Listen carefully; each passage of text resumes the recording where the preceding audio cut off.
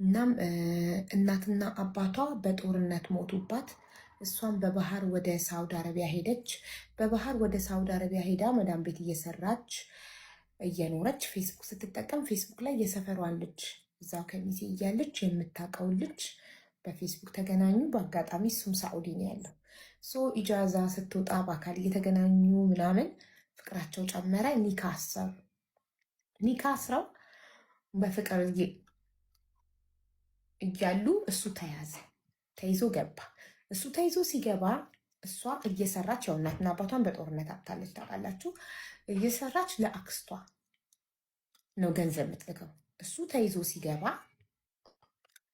አክስቷን አስተዋወቀችው። ቤተሰብ ጋር ሄደ። ቤተሰብ ሆነ፣ ቤተኛ ሆነ። ብር እየላከች በአክስቷ በኩል ቤት ታሰራለች። ብር አክስቷ እየላከች ታጠራቅማለች። ለምን እሷ ኢትዮጵያ ውስጥ ባንክ አካውንት የላትም። ሳውዲ አረቢያ ደግሞ ህገወጥ ናት። በባህር ነው ሄደችው። ከዛ እሱ በተያዘ 3 ዓመት ሙሉ መዳም ቤት እየሰራች እሱ ስለሌለ ኢጃዛ አትወጣም። በጣም ነው ባሏን የምትወደው። ከሱ ውጭ ወንድ አይታያትም። ስለዚህ እሱ ከሌለ ኢጃዛ ለምን ብላ አንገቷን ደፍታ እየሰራች ብር እየላከች ግን ወሬ ትሰማለች። በጣም የሰው ወሬ ትሰማለች። ወሬው እየገነነ መጣ። ምንድነው ወሬው? የአክስቷ ልጅ እና ባሏ አብረው በጣም ይታያሉ። የሰዎችን ወሬ ትሰማለች፣ ጭምጭምታ እና ይሄ ነገር እየከረረ መጣና በጣም ሰላም ነሳት። በጣም ሰላም ሲነሳት እጇን ሰጥታ ተይዛ ትመጣለች። ለማንም ሳትናገር፣ ለአክስትም ሳትናገር፣ ለባልም ሳትናገር፣ ለባሏም ለአክስቷም ለማንም ሳትናገር ትመጣና አዲስ አበባ ከመጣች በኋላ ደውላ የባሏን ጓደኛ ደውላ ና ተቀበለኝ፣ ለማንም ላትናገር ተቀበለኝ ትልና እሱ አዲስ አበባ ድረስ መጥቶ ተቀብሎ ባህር ዳር ነው የት ነው መጥቶ ተቀብሎ ይዟት ይሄዳል። ኮምቦልቻ እዛ ድረስ። ከዛ እሷ ከሳውዲ አዲስ አበባ ከአዲስ አበባ ኮምቦልቻ ነው በፍላይት ሄደችው። ኮምቦልቻ መጥቶ የባሏ ጓደኛ ሳይናገር ይቀበላትና ከዛ እሱ ጋር ይዟት ሄዶ ሰርፕራይዝ ታደርገውን የፈለገችው ደውሎ እየመጣው ነው ሲለው ኖ እንዳመጣ አሁን እንዳመጣ ቢዚ ነኝ ምናምን አለው። ከሱ ጋር ከሴት ጋር ስለነበር ከማን ጋር ከአክስት ልጅ ጋር እንዳመጣ ነው።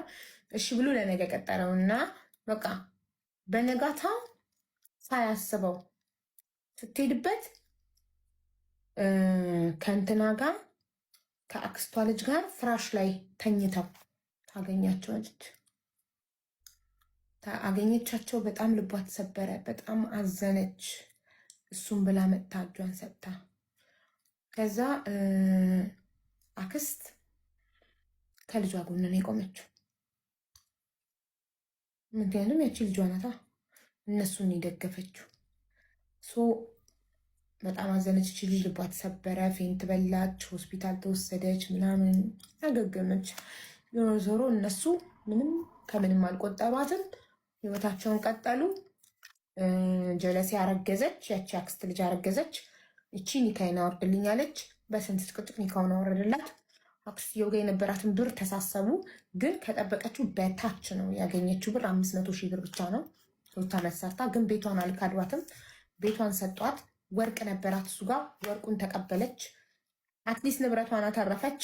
አሁን እሱ የአክስቷ ልጅ አግብቶ እየኖሩ ነው።